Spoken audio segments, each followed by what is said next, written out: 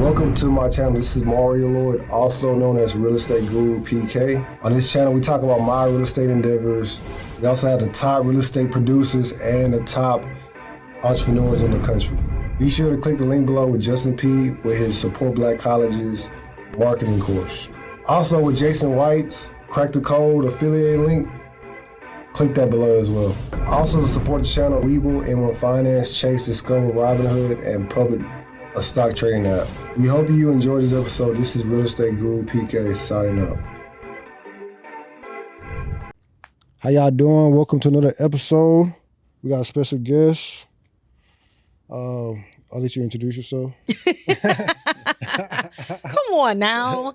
My name is Sabrina Parr, known as Get Up to Parr on social media. I'm a coach.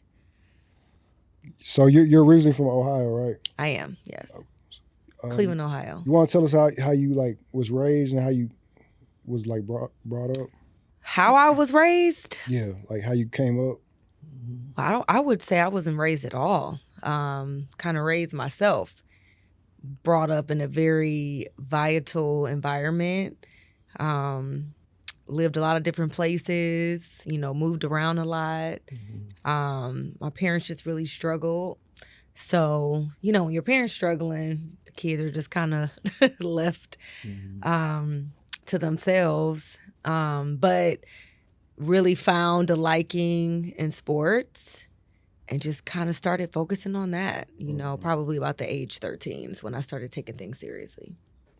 Yeah, like the other podcast, you were talking about your father giving you advice a lot, like about men, like, what they need to do for women. Which podcast was that? Finesse's Club. Well, I don't think I said he gave me a lot of advice. I think I specifically said the limited advice he gave me, I didn't forget it. It wasn't a lot, but whatever he did say, he just wasn't around enough to give me a lot of anything, just to be honest. But, he did teach me a few things. Him and my brother, taught me a few things just about men in general. And what did they teach? How not to be impressed, Okay. Easily moved, easily swayed, especially by money. And that I'm special, I'm different, and I should remain that way. And don't let anyone, make you feel like because you're different there's something wrong with you. Also, to continue to utilize my gifts, even though it may go against the grain. And my dad also taught me that I will for sure know when a man wants me. There will not be any question about that, because they will heavily pursue you. And I think now when it comes to dating, girls are always like, well, I don't know where we're at. I'm like, yes, you do. Because if you're confused, y'all not nowhere. He would make it very plain and clear if you were somewhere or something, because I think a man he'll set the tone for it, but he also needs to have that reassurance, So that's pretty much it as far as men that I learned from my dad and my brother. How's it like being a coach? You seem like real stern on your kids. Yeah, this is the thing. Even when I was a high school athlete, my nickname was Coach Parr. I've always been a leader. I've always been authoritative. I've always wanted people around me to work as hard as they could. And it would offend me if you were around me being lazy. There was even a point of time where my team, now we were really good. We won multiple state championships. We traveled all over competing against everyone across the country. And I took it very seriously. But there was one season where, I don't know, my teammates just weren't really feeling it. They weren't really working that hard. And I stepped away from the team. Who did I think I was? But I just told my coach, you know what? I want to do my own thing. Until they tighten up, I'm gonna show them what it looks like to not have me on this team. And I think for a whole week, I just didn't come to practice with them, didn't go to the meets. I only did open races, really removed myself. And it worked. It could have backfired, I'm glad my coach supported it, because I don't know if I would allow an athlete to do that in these days. But I think he may have just supported it because he knew they're just as good as me and maybe they need the motivation, you know? And track is a sport where, especially with relays, you know, and when it comes to winning championships, you got to rack up points. So everybody has to individually do their part, or it's not going to work. And I just felt like they were leaning on me a little bit too much. And after that, you know, things changed. They got very serious. So we didn't ever have any more issues. But being a leader, it just comes natural. I think as an athlete, even though I'm a woman, they teach female athletes to be a dog, to be a beast, to be a competitor. You know, they're not out there like, okay, ladies, cross your legs. You know, like that's not what they teach you. You know, it's be aggressive, be physical, you know, talk back. So that was kind of already naturally a part of me. And I hate to lose. So you have to compete in order to win. Did you ever try to be in a WNBA? No, I was way better in track than I was basketball. Okay. But honestly, like I have more fun playing basketball, and it's something that is easier and more natural for me to do. So I never had a desire I did have a desire to go to the Olympics, but I never had a desire to play in the WNBA. You know, track was really my thing. I was just about to ask you that. So what happened with that? Surgeries. So I ended up having 4 surgeries during my college career, and I healed pretty well from it. You know, it took some years, but then I feel like, did you lose a step? During the time, absolutely. You know, I don't think I fully recovered until years later. You know, once I learned about dieting, nutrition, which is, they don't teach you that, you know, in college and in high school. It's something you just got to learn yourself. I became faster and stronger. And then I did make a run for it, I think, in like, it would have been the 2012 Olympics. No, it would have been the 2016 Olympics because it was after my daughter. So, but I was married. And then once I was starting to go through my divorce, I kind of like put it to the back burner, and I just never revisited that. And then I've also had 2 surgeries since then. So, and I don't feel disappointed, you know, because a lot of us have dreams. You know, we may not achieve those dreams, but find something else better along the way, you know, that's even bigger. I feel like what I'm doing now is a lot more selfless, it's more impactful.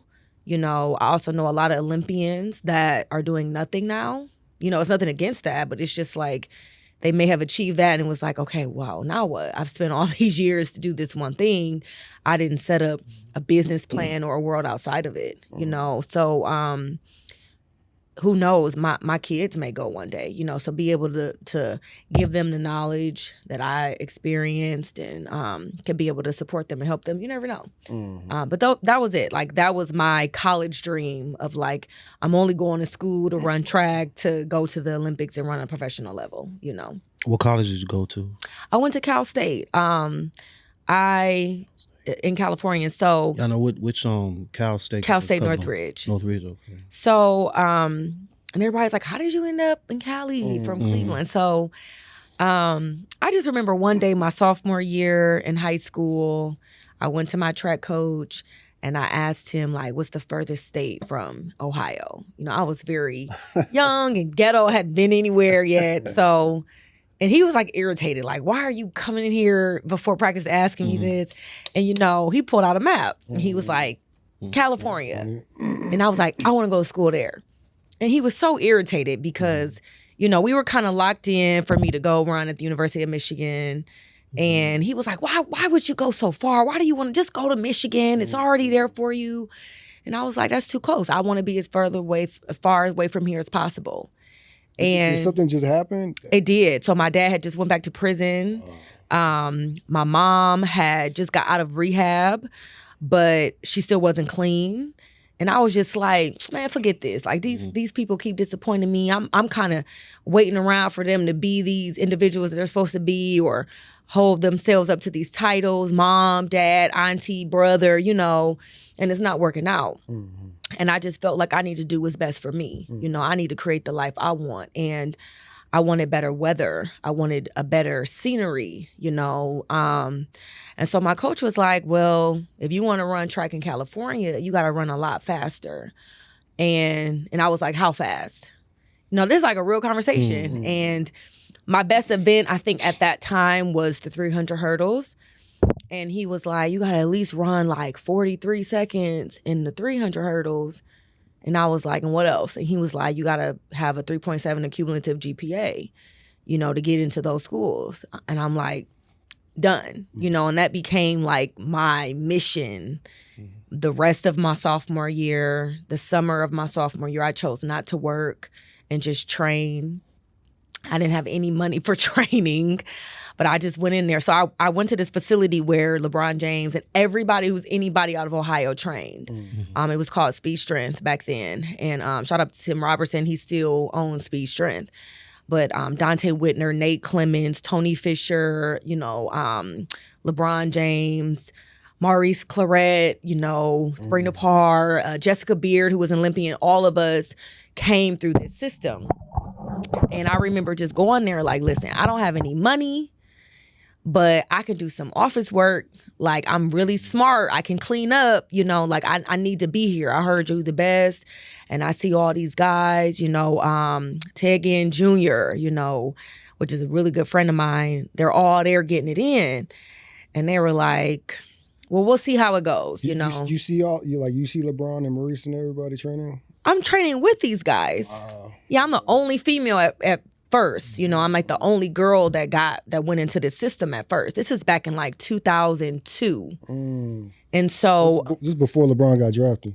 He was training there while he was getting drafted. Why he was getting drafted? So like his senior year, he was already there. Yeah. He stayed his freshman year during the draft. So I'm seeing all of this stuff and I'm like, I want to get with these guys. So they just brought me in like a little sister. I didn't even have a car. I mean, I'm a poor sophomore in high school. So they started like saying, where are you going? I'll drop you off. And we about to go get some lunch. Come to Subway with us. And here, we got this protein shake. Bring a cup tomorrow, and like this just became my thing. Like if I didn't show up, they would be looking for me. So I just dedicated my free time. I didn't date. I didn't work. I didn't do anything. I just trained. And by the indoor season, right after the indoor season, so this is like March, April, my coach said to me, he's like, I think you're ready to go to California. And he was like, I was like, really? I'm like, what does that mean? And he like, I'm gonna take you out there. They have an invitational meet where all are welcome. We're gonna raise some money. We're gonna take the whole team. And I was like, great. And he was like, there's no limit to races you can run. And I'm like, oh, put me in everything. In Ohio, you can only run 4 races. Out there, literally, you can run as many as your legs allow. So he put me in 8 races. So I was going to run 8 different races in 2 days. And there's like trials to these races. So some had prelims, semis, finals. But I'm like, I want these coaches to see everything I can do. I don't want to just go out there and do hurdles and then they miss what I may be able to do in something else. So we went out there, Ted Ginn Jr.'s school at the time. Glenville went as well. The city raised money for us. Back then, raising money was like so much easier. Like the judges, court officials would give you a check or whatever. So this is when the planes had like upstairs, downstairs, and it wasn't $1,000. You can get on Continental, and like it was like amazing to see, at 16 years old. And I just remember getting off the plane and I was like, look at the trees. There's, I'm like, they're so different. The air was different. Everybody was in shape. Like, yeah, like it was like these people are happy. Yeah. And like this was back when 106 and Park was a big deal. So we were able to get on 106 and Park with AJ and Free and, talk about what we were doing out there. And, I just fell in love with the place. And so I ran 8 races, came back with 8 medals, and then all these scholarship offers start coming in. So everyone always asks, why did I pick that school over so many? And I said, because they don't have dorms. They have apartments. I said, I've been sharing a room, a bathroom my whole life. This was the only school that I had my own room, bed, living room, balcony, bathroom. It was like 2-bedroom apartments. And I was like, I'm sold. because I'm like, why would I leave this and go to the same thing? And a lot of people probably didn't understand that. Even my dad was like, go to Georgia Tech, go to UCLA. And I'm like, Ohio State. How they can you don't. choose Ohio State has community bathrooms. Oh, okay. And as a freshman, you have to stay on campus. Oh.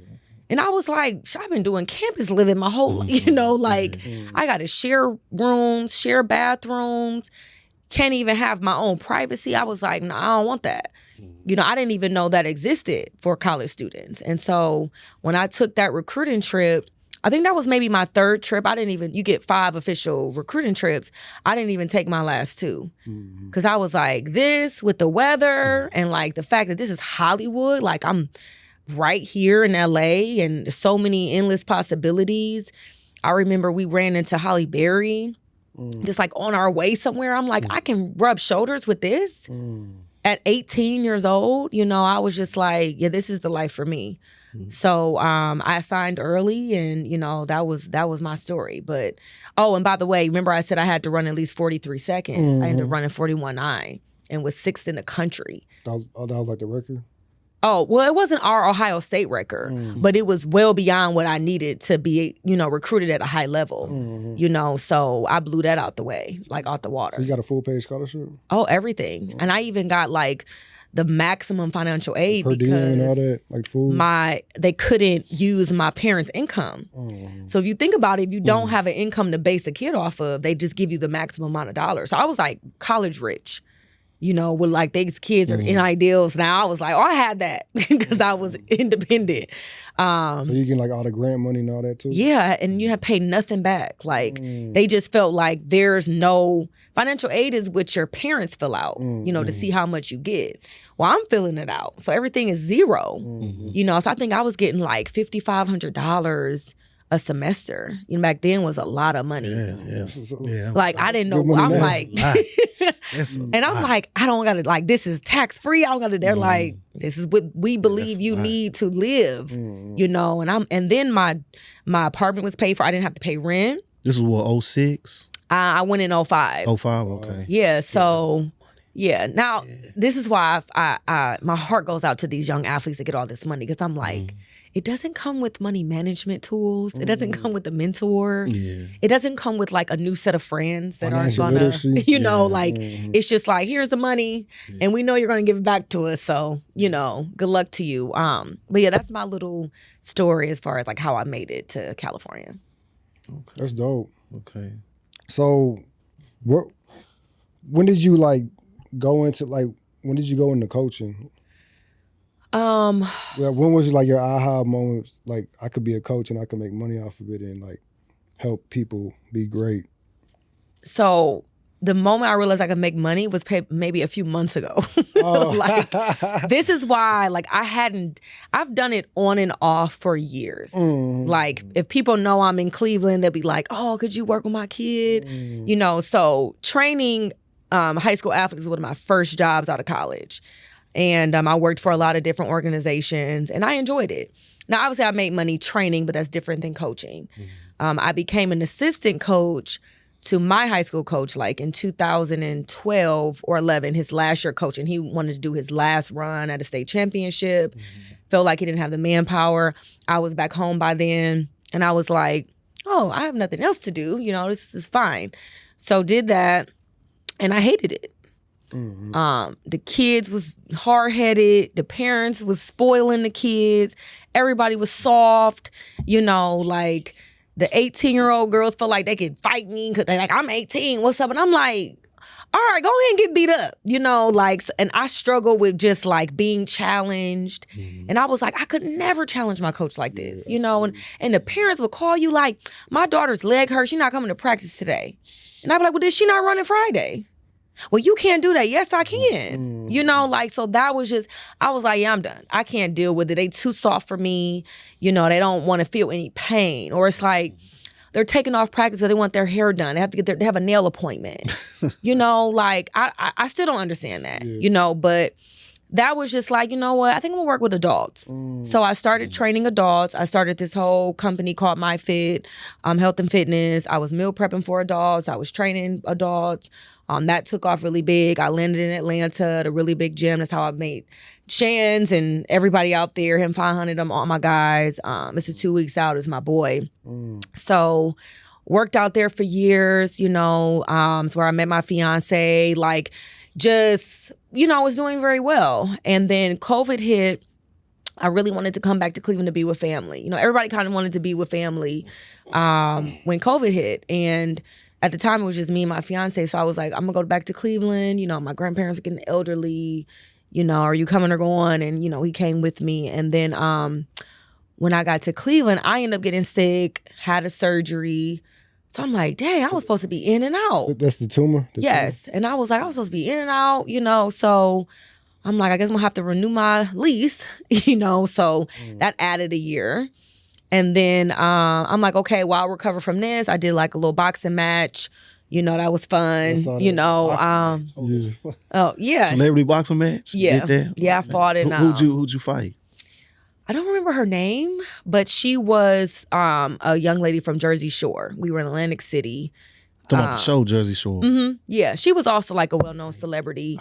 Okay, so she was Ronnie's like baby mom or something. Yes, I know who you're talking about. So that was fun, you know. So I was like, okay, I'm probably head back out of here and go back to the A. Got injured, couldn't walk, had to have a surgery. So I'm like, what keeps happening? You know, why is he sitting me down here? Was that like really devastating for you having the first one?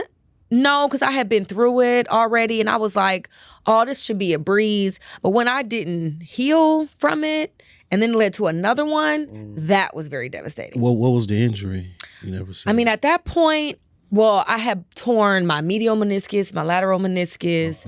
I had stage 4 arthritis, a bunch of cartilage damage. The knee was shot. The knee's okay. So they did both of them or just one of them? Just one. Okay. So they did a partial reconstruction. Which knee? My right knee. Right knee, okay. And so I was like, okay, I'll be down for a little bit. So that was like in the month of November. Okay. Come January, still not healed.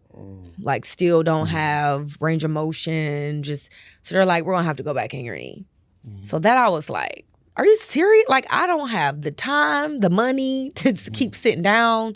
You know, so that was pretty devastating for me. And then I ended up being on crutches like 11 months. 11 months? Yeah, it was like crazy. I couldn't imagine. So the first set was like 3 months, and then it was like another 3 months, and then it was the months before the surgery, and it was just the months after the surgery. So trying to like parent and coach, you know, from the couch was insane, you know. And for months I couldn't even drive, you know, because it was my right knee, and they gave me a nerve block, so I was pretty numb. You know, couldn't really feel anything for a while, so really depended on other people. You know, I'm single now at that point, and I'm like, dang, maybe I need to call him back. You know, like, So- you know, all these things are just going through my brain. You just got off your divorce?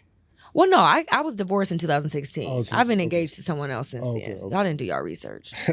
I know. No, I know. I try to piece everything I know, up. yeah, you know. But yeah, so I no, know. my last engagement, we didn't get married.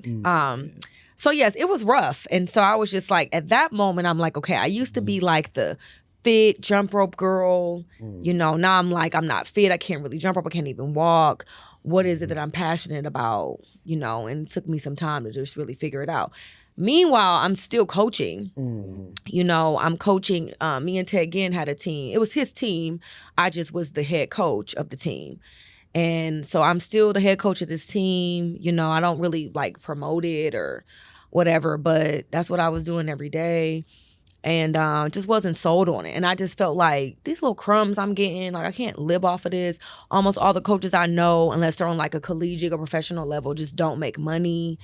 And so I'm just like, I don't know if, even though I'm good at it and I'm passionate about it, I don't know if I can live the life I want to live doing just this. You know, and I remember talking to a guy that he worked for Fox Sports, and I was just talking to him, and he was like, I love when you coach. I love your coaching videos. And I was like, I'm trying to figure out what I want to do, and I just don't see how I can make money doing this. He was like, you could definitely make money doing this. He's like, you're just not being creative enough. And that kind of clicked, like, okay, well, let me try something. So that's when I like branched off from Ted's team and started my own.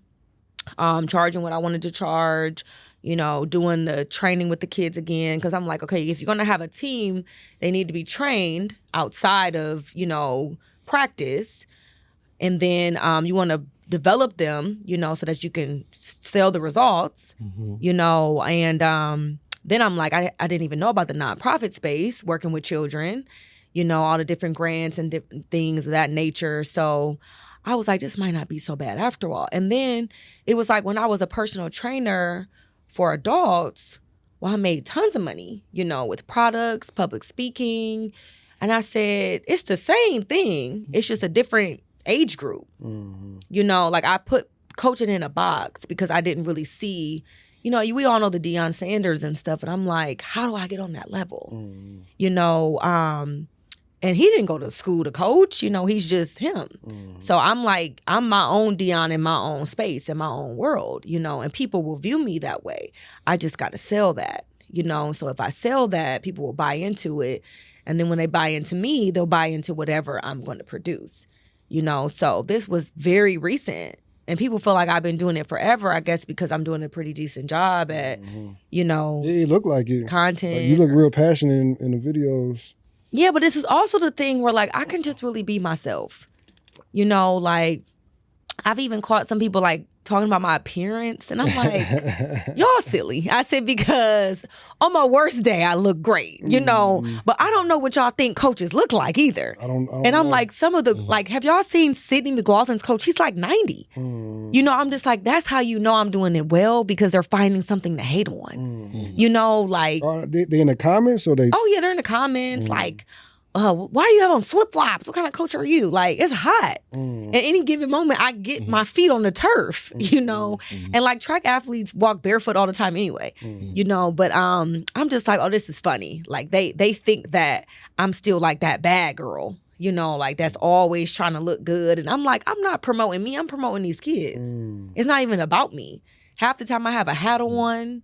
I don't wear makeup at practice. Like I don't have to look pretty to do what I do. And I love that, because there's some days where I'm just not going to always look like this, but my athletes will. Like they'll be so good, or they'll get so much better and they'll improve so much. Who cares? Like no one cares. Just think about it. Who knows what Sydney's coach looks like? Who knows what Jordan's coach looks? You know what I'm saying? Like we don't care what the coaches look like. The fact that they still expect me to look that good, it's like, oh, yes, I'm doing this correctly. Because they just got to find something, You're yelling at the kids. It's like, these are kids that parents bring to me every day. I don't kidnap them, and I'm like, they know my vibe. They know my energy. So I'm either for them or I'm not. I always give a kid an option to leave. I always give a parent an option to go to a different team that may be more your speed. They never leave.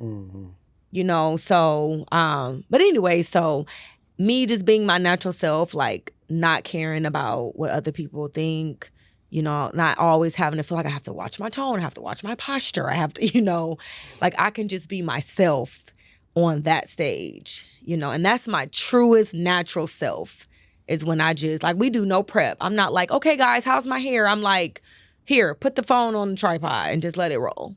And I may let it roll for 10 minutes and I'm like, okay, cool, we'll take something from this. Could you see yourself doing like a TV show, like just based on you coaching your students and your athletes and all that? Well, honestly, my ultimate goal has been to have my own show. So now what it will consist of, who knows? It changes as I change. But I do think the reason why I didn't have one yet is because I wasn't decided on what I wanted to be. I think everything comes with timing. Because I've had plenty of opportunities to be on different shows. And they've been shows where I feel like I might have to dumb down who I am. I might have to pretend to be something else, to fit into these shows. Would you go on hip hop, basketball? I've been asked 6 times. On Basketball Wives? Yeah, Basketball Wives. Now, I did hear recently that they're moving to BET and they're making some changes and they're seeking different type of women. Actually who have some type of affiliation with basketball. And I was like, okay, I would do that, if they actually reach out, did that. Oh, no, they have reached out. This is how I know that this is happening. I'm like, oh, I would definitely do that. But the Basketball Wives, if they have it right now, I've said no to them many times because I'm like, I'm gonna go to jail on that show. Why you say that? Because I don't throw glasses and water and grab hair, like I'm a different type of woman, You could box. You could I can actually fight box. for real, Yeah. and I'm not about to play with you, and I'm not gonna let you play with me, and I don't want to put myself in that situation. Okay, And them girls is crazy, like crazy to where like y'all do stuff that shouldn't be allowed to be done. That's true. And it's like I'm a mother first.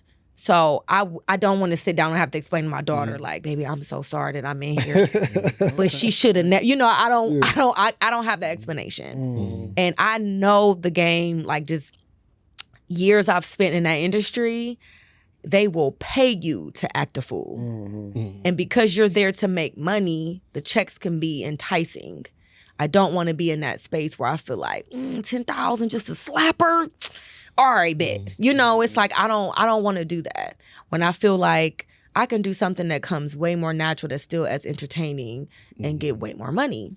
But people got to learn how to be patient and wait on the right check. And I've learned, I think I've made enough money in my life to understand like all money isn't good money. That's true. And don't just say yes to everything, because then you just look messy and you lower your value. If they know like, oh, you can get Sabrina 20,000, she'll say yes.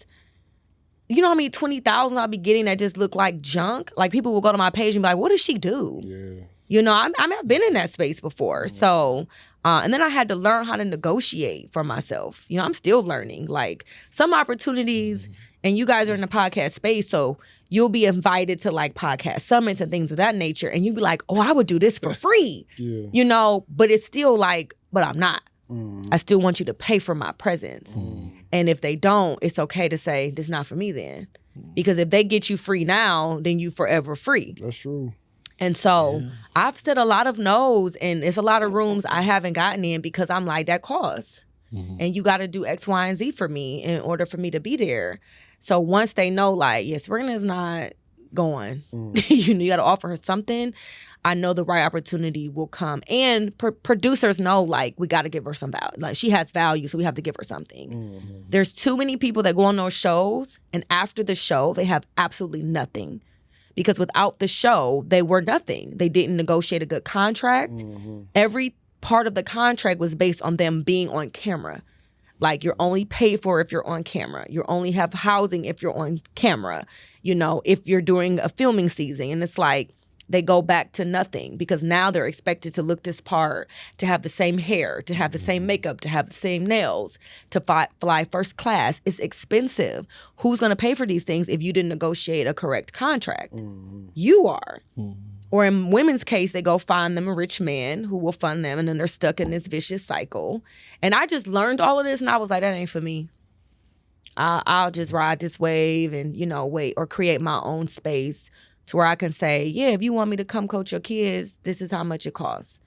And I'm getting these offers now, which is like, it's encouraging, because it's like people are seeing the value that I know I have, So anyways, I do believe I will have my own show, or be a part of a really, really good one to where I can just vibe and be myself. I don't know when. I'm only 37.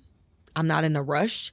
But I know that my personality is unique and it's entertaining and it's authentic, and that's what people want when they turn on the TV or they turn on their phone.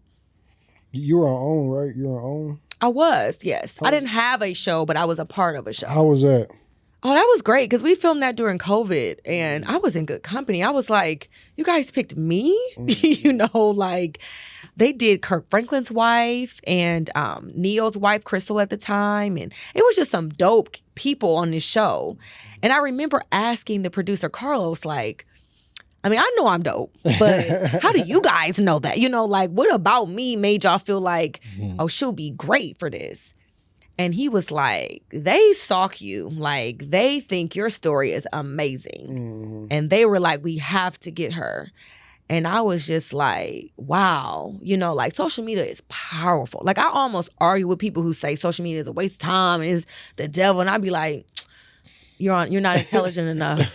You're not intelligent enough. I'm just here to support her. You're not intelligent enough. Because I'm like, I'm a genius. So social media is life-changing. Like, I can promote and not have to spend a dime of marketing dollars. Like I can reach Oprah for free. When you think about that, like Oprah seeing me, because ultimately she says yes or no to everything. It's her call. Yeah. You know, and it's like she said yes from just me being myself. That's crazy. You know, like these are things that people used to go outside of the studios and hold signs and say, let me audition. Or, you know, like, we ain't got to do that no more. You can be yourself right in your living room. So that experience was so dope. You know, my mom was involved, which was special. Because at first she was like, I don't want to be on camera. I don't want to do that. You know, just having her own guilt and shame. And one of the producers' parents, I think, had passed away from drug addiction. And she was able to empathize with my mom and comfort her. When I asked her, it was a no. And then she came back and said, you know what? I'm reconsidering. She was like, I talked to producer. She struggled with having an addictive father who passed away from drugs or something of that nature. And she was like, she made me very comfortable about sharing my story. I was like, great, because how can you do a documentary on me without either of my parents on here as if they're dead or something, you know? So that, just watching her be vulnerable and just speaking her side of life, you know, was interesting. And they interviewed, you know, one of my first coaches when I was like 12. And then, you know, Mr. 2 Weeks Out was on there because they wanted a piece of my life up until that point. And just hearing people talk about me and speak about me, even in a negative way, was just like, oh, wow, you know. So, and it's something that I love that my kids will ever be able to see, you know, that I did. To be able to show them like, oh no, I did this, and these people felt it's there. I can forever use it, you know. So and that was just like the first stepping stone of me like being confident as a woman, as an adult in the space that I was in, and saying like, if they think I'm dope, and I think they actually used me to do the show promo. And I was like, what? Like, y'all not going to use Kirk Franklin's wife? You know, like the fact that they were like, no, we want you to go. So I just went on different shows and podcasts and just like pushed the show. And I was the only one that did that. So that was really dope. And I'm just looking forward to more. I see myself like being guest on huge sports shows, you know, and just being one of those people that like is invited to the Olympics, you know, just to represent USA, like in this space, you know, in this athletic space, or going to the Olympics, one of my athletes, you know, one day, them saying like, I can't go without you, you know, like, so it's endless opportunities, you know. So I'm just looking forward to, you know, getting better, you know, honing in on my craft, you know, getting more skills, studying, like becoming a student of this. So I don't never feel like, you know, I've reached my peak or I know everything, because I don't. I'm just scratching the surface. Do you see yourself in movies? I see myself being really big. So yes, to answer your question, yes. And I've had movie opportunities. Some opportunities I didn't take advantage of. Some of it was just laziness. I didn't feel confident yet at that time. What movie? To be honest, I can't even tell you the names of them. They're probably the Detroit movie. I'll say that.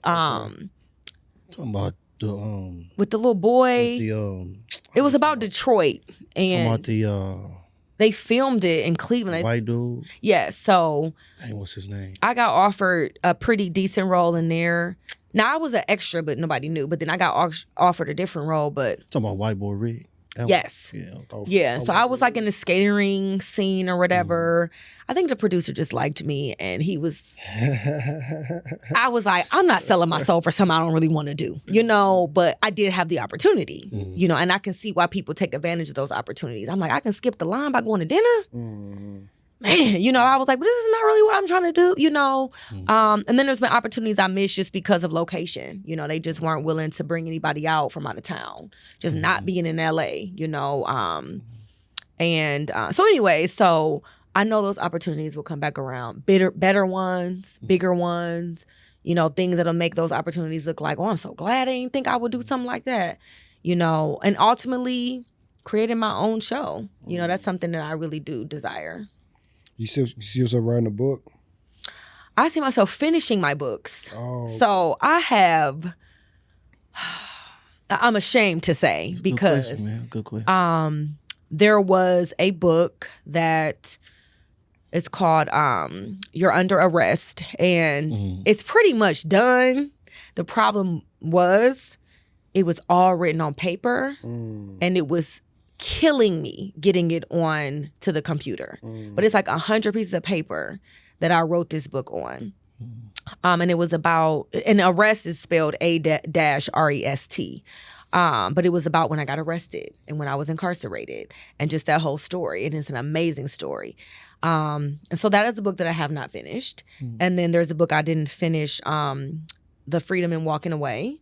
And that had a lot to do with leaving my marriage, leaving my last engagement, walking away from being an athlete, and how you do these things. It all takes the same level of courage and tenacity to walk away from, a career or a guy.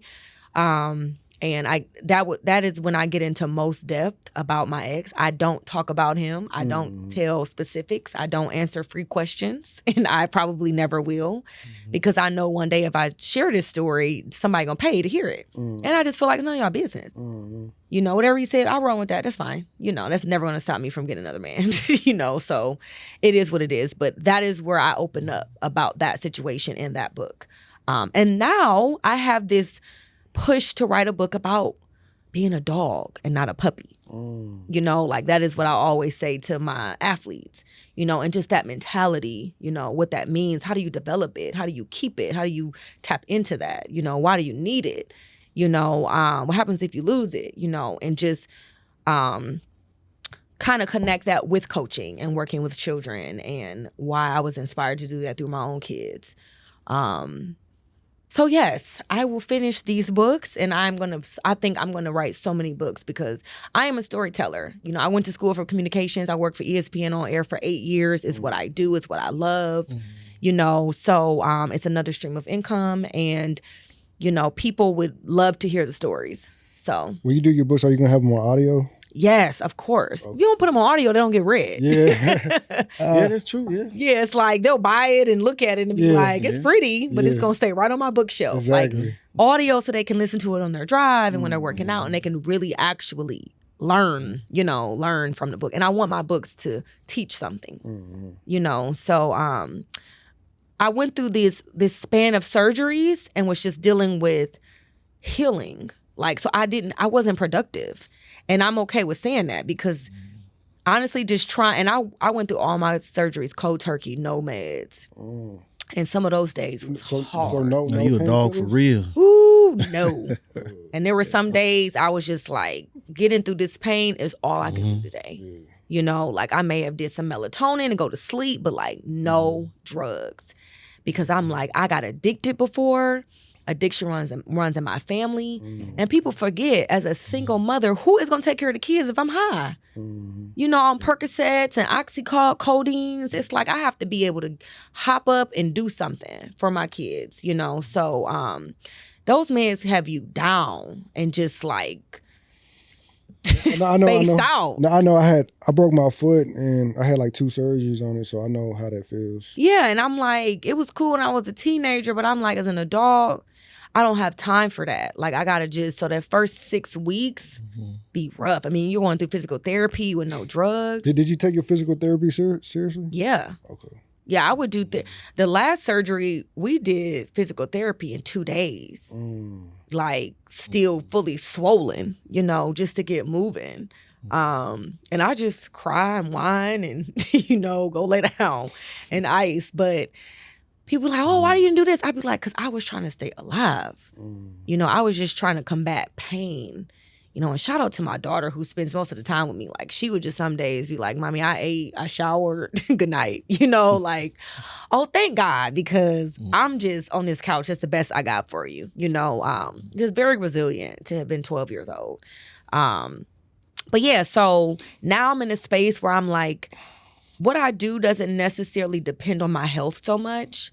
It's my mind, my voice that they're there for. They're not there because I'm sprinting around with them. Most of the time I'm in a chair or I'm on the bench, teaching and coaching. So I shouldn't have any breaks. If I had to get another surgery or something happened, I shouldn't have to take off time from what I already do, And I had to figure out, what can I do to make money that doesn't require me to use like my body. You know, and that wasn't an easy thing. You know, I would always tell people, like, if you wake up tomorrow and you no longer can do the thing that you do to make money, what would you do? I'm like, even if you're a secretary and you have to type and your fingers are gone, like, what would you do? Most people are like, I don't know. I said, exactly. I went through that for months. You know, I was jump roping and training for a living. I couldn't do that anymore. You know, so I had to figure out, like, what are my other gifts and talents that I can tap into. Were you depressed when that was Oh, going on? absolutely. I don't think I got to a point where it was, like, terrible, because I'm familiar with depression. So I can identify when I need to, like, reach out for help. And then I have ways where I know, like, okay, I'm getting to that point. Let me go do something else. So, oh yeah, I definitely went through many moments of depression, you know, where people couldn't really even understand. So I didn't want to talk about it. I didn't want to talk to anyone. Because they're like, did you seek therapy? No. Oh, I'm always in therapy. Oh, okay. Yeah, especially during surgery. Like I usually have my therapist on call. You know, it gets to a point where she don't even charge me. She like, just call me. You know, like, why haven't you called? That's you know, nice. So because it helps me. You know, it just talks yourself off the ledge. You know, because when you can't do the things you're used to doing every day, you can feel like your life is pointless. You know, and I wasn't going to depend on drugs, alcohol, or men. So I couldn't numb myself. Most people who are depressed start numbing themselves or self-medicating so they can't feel nothing. So I'm forcing myself to feel everything so I can deal with it. And, you know, it was some scary times, you know. And then people be like mad at you that you depressed. She just won't get out the bed. I don't know what's wrong with her. Like, that's why I don't want to talk to you, you know. But it's like remembering there's other reasons why you're here, you know. Depression is scary because it just lies to you. Like, it makes you lie to yourself. Like, it'll make you feel like your kids are better off without you. They just doubt everything. And reality is, I mean, my kids, they would go forward and be fine, I'm sure, but they would struggle so much without me. Like, they would have a miserable life without their mom. You know, but depression makes you feel like they better without you. But then God will be like, and who about to raise these kids? Who gonna love them like you? Who gonna show affection like you? Who's gonna take them everywhere? Who's gonna support them? That is why you gotta, you know, have a spiritual background and have some support and have a therapist that reminds you, like, no, this is the value that you bring to them and to yourself. And there's other things you're good at, you know, and it's okay to not do nothing. Like, no one on the internet wants to say, I'm not doing anything right now and I'm okay with that. Everyone feels like they have to be overly productive and overly successful in order to have value. And I had to get comfortable some days saying, like, girl, I didn't even shower today, but I ate, so I'm cool. You know, and I'm going to lay in this bed. I ain't slapped nobody. I ain't cussed nobody out. I ain't did no drugs. I ain't drinking. Like, that's a win for me today. You know, and that's not pretty. Like, no one wants to talk about that, but it's the truth. That's a successful day, you know, when you're just like, I did nothing today, but I'm still here. You know, like, because so many people are not here. And we look at all these suicides and be like, oh my God, what happened? Like, a lot happens in their minds. And it becomes overwhelming. And everyone just pushed them to keep being productive and didn't give them freedom to say, don't do nothing today.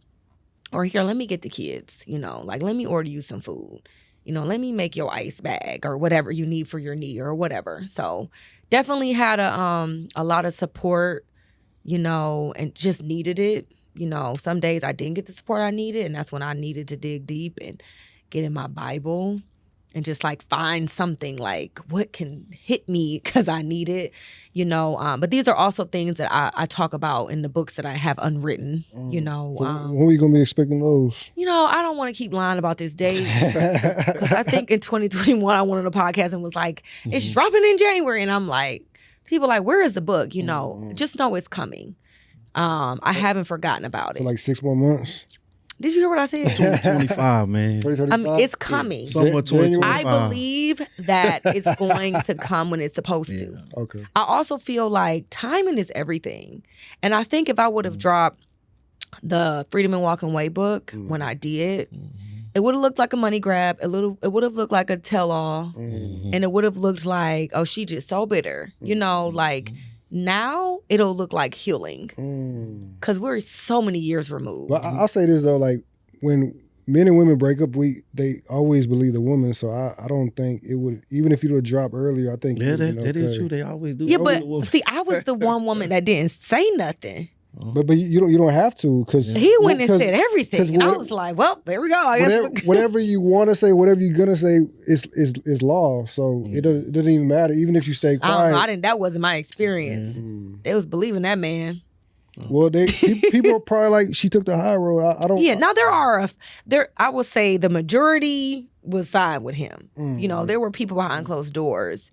I would even say this, like the OWN network would always text me like, just remember, we're Team Sabrina, you know, like, well, give me that. Like, we know you. You know, we interview both of y'all. We know the real. We know what's up. And they can't come out and say that, you know, but, you know, if I ever needed to drop a screenshot, you know, but it's like, they were like, no, we support you. We know what's up. We know what the truth is, and you're handling this very well, you know. And I just think, like, people who lie and be loud, you know, like, I didn't have a need to be loud, because I'm like, if you pay attention to me long enough, the truth of who I am is going to come out.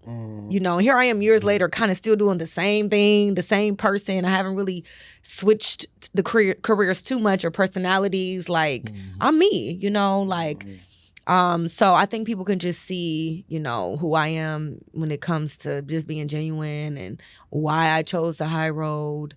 So the books will drop when they're supposed to. Okay. Yeah. After you do the TV shows, yeah. Maybe. You know, I don't know. Things are really popping up right now. But I don't want to feel like I'm waiting to do the book. Like, I need to finish them, you know? And I'm trying to figure out now, like, what order. Like, which one do I drop? I feel like the You're Under Arrest would be great right now, because I'm working with children and it's about me, and maybe people understand my passion and my career change. But I'm like, maybe that's the reason why the other one didn't drop.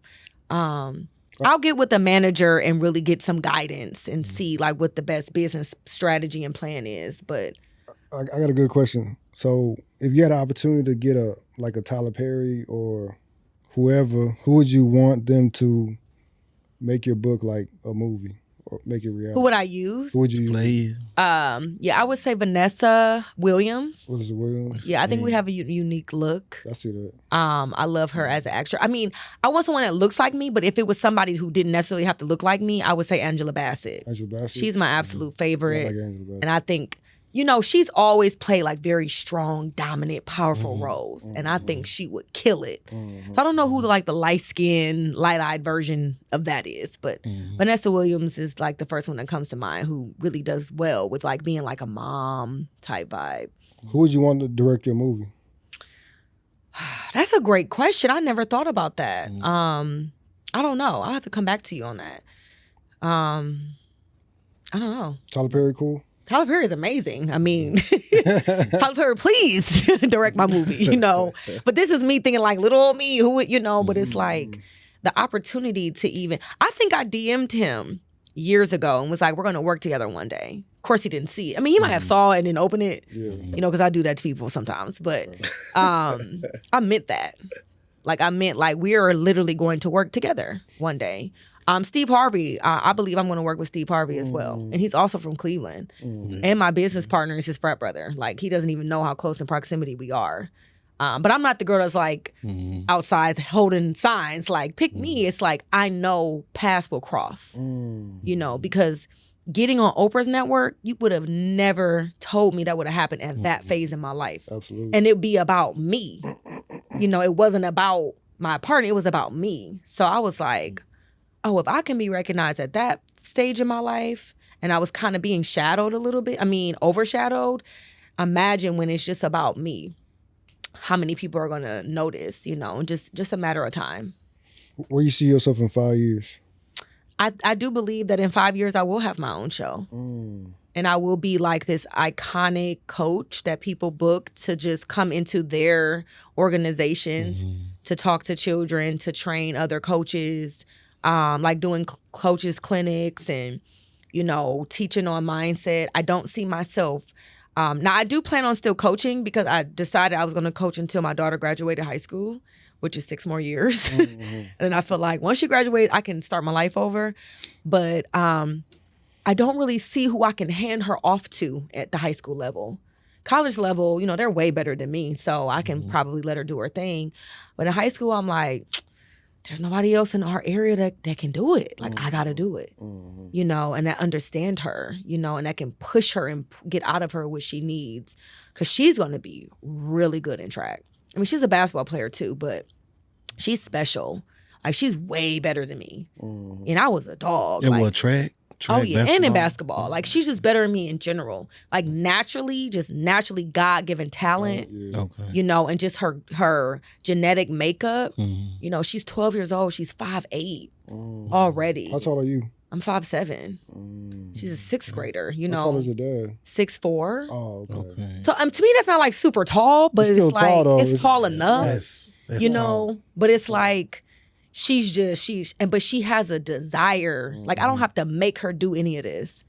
You know, like, she'll really be like, so for example, her race tomorrow is at 8:30 in the morning. I said, Haven, what time do you want to get to the track? She was like 6 a.m. What's her name? Haven. Oh, Haven. Okay. And I was like, I'm thinking like, dang, all right. And I said, okay, we'll get there at 6. But that's her saying, I want time to prepare. I want time to warm up. I don't want to feel rushed. Rich. You know, like, she don't, like, that's the mentality that I'm talking about. Most kids would be like, 8:30, let's just get there at 8. You know, like, she not on that. And she be like, are we taking ice baths tonight? Like, are you gonna get the ice? And I'll be like, She want to get ice baths? she wants to take the ice bath. Oh, yeah, she different. She's very different. And I'll be like, okay, I'm about to get up and get the ice. You know, like, she's serious. So You take them with her? Hmm? You take the ice bath too?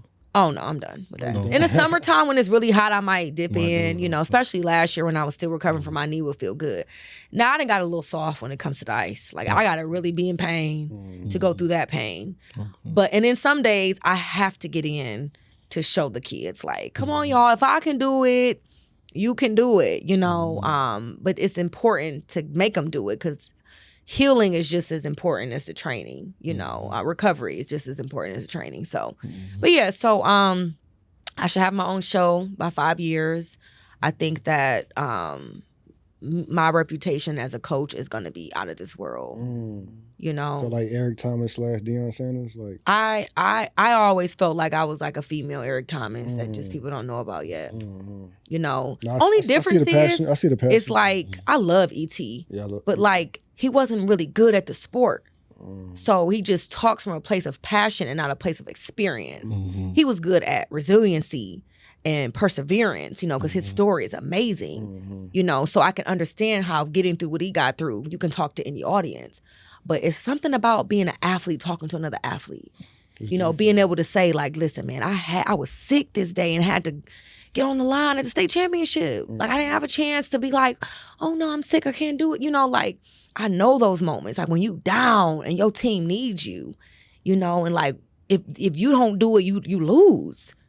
You know, I've been in those circumstances. My team had me in 14th place one time on a relay at a state meet.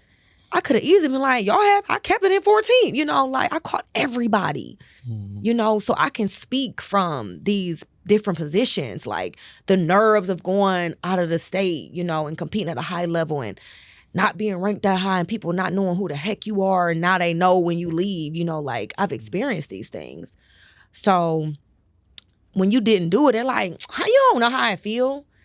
But I'm like, oh, I do.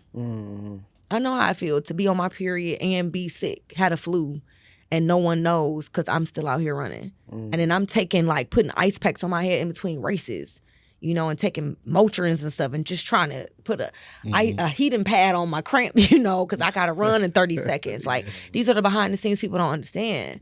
You know, they don't see that. You know, like, as a woman, we go through a lot hormonally, you know, like, and, you know, being pregnant and coming back and playing football. You know, like breastfeeding in between, you know, quarters. Like, these are things I did, you know. So I feel like my passion, him and I's passion is, I mean, he's way more passionate, you know, but it's like when it comes to athletic aspects, like I can really get down with the best of them for sure.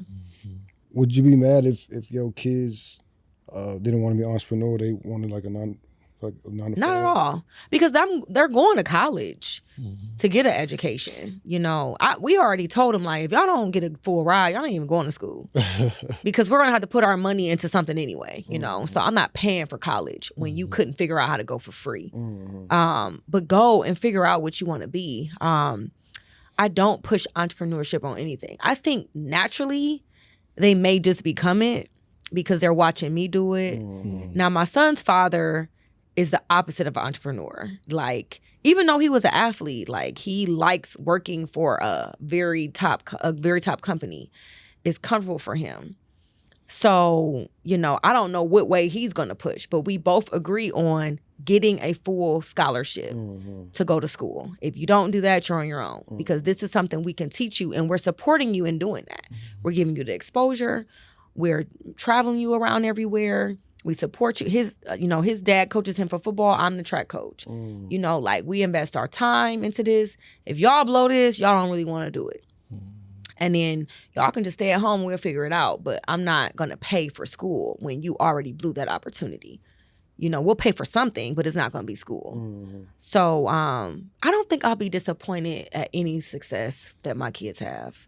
I don't care what they choose. I just choose something and do it passionately and be serious about it. It doesn't matter what that is, because entrepreneurship is a struggle. Like, I want a job. Like, I'm getting a job. Working for nonprofits and working with children is basically a job, but it's another stream of income. I think people need multiple streams of income. And with jobs comes vacation time and different insurances and PTO. And it's just like a lot of different things that comes with having a job that entrepreneurship doesn't always give you. One of the reasons why I decided to get another job, even though I still make my own schedule, I still work for another company, is because when I got sick, they don't have entrepreneur packages for sick time. It's just like, you're on your own. You can't file for disability as an entrepreneur. And I didn't even know that. I was just like, so basically, because I didn't work for a company, there's nothing for me. As you can physically see, I can't do anything. And they're like, no, you would have had to work so many hours towards an organization in order for us to help you.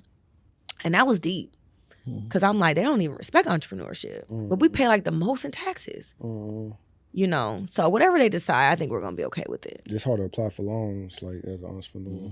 It's hard to apply for it because they almost frown upon it. Yeah, they do. Like, they think we're better than everybody, and it's like, we work way harder than y'all. We do. Absolutely. And really get paid less, for the hours that we put in, but, it's still money that we're earning, like, why can't we be respected and, recognized for the work that we're doing? But I got one more question. Okay. So when you start, like, making your big bucks, are you gonna go back to Cleveland and start buying up, like, all the real estate because it's, like, real cheap over there? I don't know about all the real estate, because I don't know how often I'm going to want to visit Cleveland. Okay. But we're definitely, one thing I regret is not being able to buy and keep my grandmother's house when she passed. She left it with my aunt. My aunt wanted to sell it. I wasn't in a position at the time to buy it. And I'm very mad about that, because I'm like, this was my favorite place. Now, I am hoping I can buy it back from who she sold it to. But it did need a lot of work. But so I want to have that for my family. I want to have multiple houses for my children to be able to either flip and make money off of or live in, whatever they want. Ownership is very important to me. Okay. But with real estate comes a lot of downside. Absolutely. And I'm like, I don't know if I want to deal with downside in Cleveland. I may want to deal with downside in LA or Miami, where it's, at least a nice view when I'm evicting people or whatever that comes with all the drama, but it is important, but not as important to have a lot in Cleveland. That's it. You got any more questions? No. I don't think he's asked any questions. To be honest, you have a question. Is the question? I'm just listening, man. It's been interesting. All right, we gotta work on your interview game. You gotta. Oh no, I'm good at this. I'm very good. But he asked all the questions that I was thinking, and I told him and other things. I told him you could beat him in basketball. Oh, that's a fact. Hey, Whenever you're ready. see, man. That's another thing I take pride in. Yeah, you said Whenever you're ready. You said you gotta play all your boyfriends one-on-one. Oh yeah, so I have this thing where like if I can beat you, I think this is why I'm so attracted to basketball players. But like if I can beat you, like if I don't want to date you anymore, because it's like how I ever respect you as a man, and I just beat you in your game. You know, you a lefty? I am. Okay. But like so. And I did that one time, like ended up dating a guy who I can beat. It didn't work out. And I was like, see, I should have stuck with my plan. You know, I should have stuck with it. You're going to have a hard time with me, that's what I'm going to tell you. But I will respect you then. A hard time. When I don't, I'll be like, man, can you imagine an argument, him trying to tell me something? I'll be like, man, sit down. You can't even beat me in basketball. I ain't about to listen to you. And you were saying like you can't date out of shape men as well, like. And it's not a deal breaker. Okay. But we all have preferences. And we have things that just really don't work for us. You know, like I've tried it. And when I mean out of shape, there are some men that are in shape that's still very unhealthy. Yeah. And it's like, you don't eat junk all day. You know, it's like, if we're not on the same frequency, it will throw me off and vice versa. Absolutely. You know, it's like you sneaking Oreos and now I'm trying to like eat fruit. So eventually I'm going to be eating these Oreos with you. That's true. You know, so it's like being on the same wavelength with health, I've learned is very important to me because I don't want to start having an attitude looking at you all crazy and you wondering like, what you mad for? Because you eating chips and I'm mad, you know, like, or I keep getting up going to the gym and you laying there. Like I'm looking at you disgusted, you know? So I've experienced all of that. And I'm just like, I try to stick with things that I know work for me. And I have this thing where like, I like to date men that are out of my league that really help me elevate myself. Like, and when I mean out of my league, I mean like financially, spiritually, like have out-traveled me, have outdone everything than me. It almost makes it feel like, oh shoot, I have to be all the way together in order to even keep his attention. Like I'm the total opposite of a lot of women are like, I want somebody who want me exactly who I am. And I'm like, no, I want him to be like, so that's all you about to do? You know, like, what else you got going on? So you want someone to level you up? Yes. Okay. Not who just gonna hand me a check and be like, here.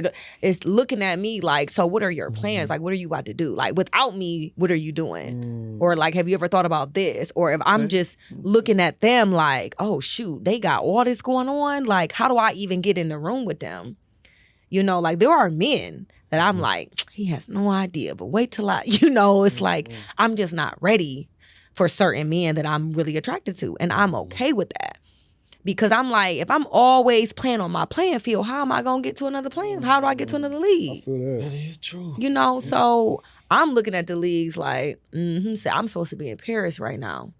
You know, like, and not even as an athlete, like as something, you know, like my presence should be valuable enough to where they felt like I should have been in one of those rooms. There's so many different dinners and activities going on in Paris. Absolutely. And I'm like, so the next Olympics, you're gonna be there? Yeah, I should be invited there. Either by my husband, I'm my husband's guest. You know, my husband is my guest, or I'm somebody, ambassador. I'm at somebody's dinner party. Like, this is how I like to think. You know, like, these are the rooms that I like to be in. And it's like, I'm looking at some of the people that's there and I'm like, ooh, that's dope. And I saw the path they took, you know, to get there. So I know that's a path for me. But yeah, I like to play outside of my playing field. That's good. So hopefully it works out. Thank you for coming. I appreciate absolutely. You. Thank you for hitting me back and, you know, we planned everything. Oh, yeah, y'all. I don't act funny in my DMs. People are like, I didn't want to. I'm like, that is so strange that people don't want to answer DMs. It's like, y'all miss out on so many opportunities being too good. People like reading messages and then they just leave you on read. Yeah, they like to leave you on read, man. I don't do that. Like, if you saying something crazy, obviously, but like, if I don't know you or know me and you just come respectfully, like, who am I to be like, why would you DM me? Like, you know how much money I've made off DMs? Like, I think almost every business opportunity has come off of a DM. And then I may send them to my email or whatever. But like, no, I answer. So do you plan on getting a manager? Yes. Hopefully this last one that I had, Roberto Evans, he is the co-founder of the For Us By Us network. I love Rush. But he got so busy, like they're doing their thing right now. But yes, definitely need one because, like I said, I don't know it all, and there's a vision that I may not even see that they'll see and be like, "This is what we need to do." So very soon, it's coming. It's coming. This time next year, you're gonna be like, "Wow, I remember she said blah blah blah," and it's gonna happen. Okay. Thank you again. I appreciate you for coming out. Any last words? Man, yeah. What does that say? Shout out to my God, man. He's a man of very Sports little Talk words. with Fat Larry. Yeah, shout out to my guy, man. His daughter as well, Yeah, love. Thank you again. That's it. All right, y'all, I'm gone. Thank you.